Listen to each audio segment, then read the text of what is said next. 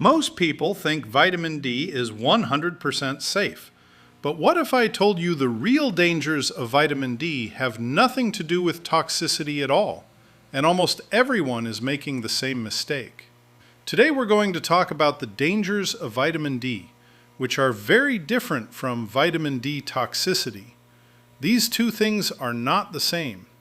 Vitamin D toxicity is extremely rare, and it mainly involves just one major problem: too much calcium in the blood.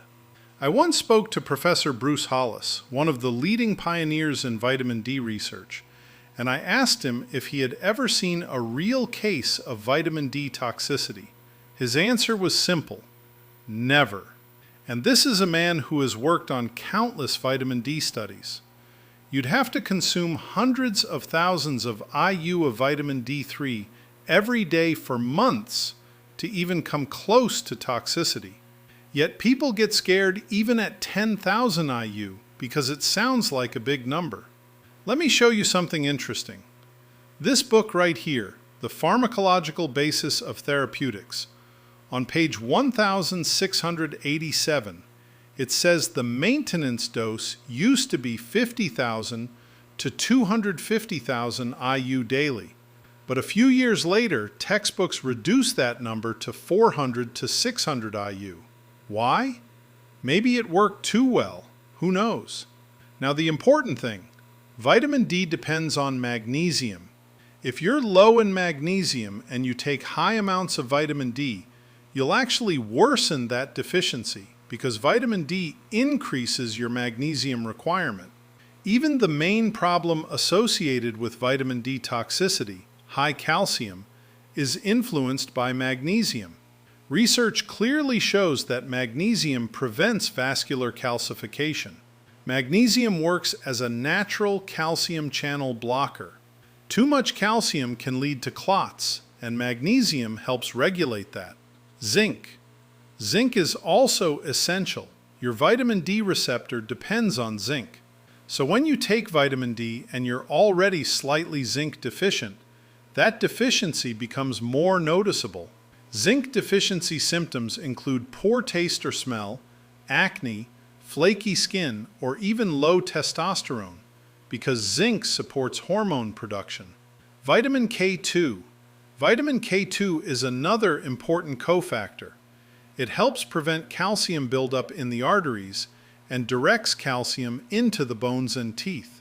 If you're taking around 10,000 IU of vitamin D3, then taking 100 micrograms of vitamin K2, MK7, is a good guideline. Good food sources include grass-fed butter, kimchi, sauerkraut, grass-fed beef, and eggs. Vitamin A. Another key nutrient is vitamin A, specifically the active form called retinol. Vitamin A and vitamin D receptors often work together as a combined complex. If one is low, the other won't function properly. Vitamin A also helps keep calcium out of the arteries. Deficiency signs include poor night vision, dry eyes, dry skin, low immunity, or acne. Natural vitamin D3. I always recommend taking natural vitamin D3, not D2. Vitamin D2 is synthetic and less potent. Also, avoid synthetic forms of D3 and watch out for hidden fillers like maltodextrin or glucose syrup. Most commercial vitamin D supplements use cheap starches as fillers. There's an easy way to test this. Open the capsule and mix it in water. Add a few drops of iodine.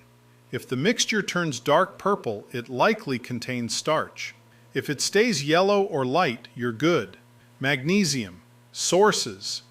Foods rich in magnesium include anything leafy and green, because chlorophyll contains magnesium. You can also get magnesium from dark chocolate, unsweetened, nuts, and pumpkin seeds. For supplements, magnesium glycinate is well absorbed. Many people do well with 800 milligrams or more, and some even need up to 2,400 milligrams for relief from muscle cramps. Zinc. Sources. Good sources of zinc are red meat and shellfish. If you're taking zinc supplements long term, Make sure it's balanced with other trace minerals to avoid copper deficiency. Vitamin A. Sources. Don't depend on beta-carotene from vegetables. It's not the same as retinol. The best sources of vitamin A are egg yolks, liver, and my favorite, cod liver oil.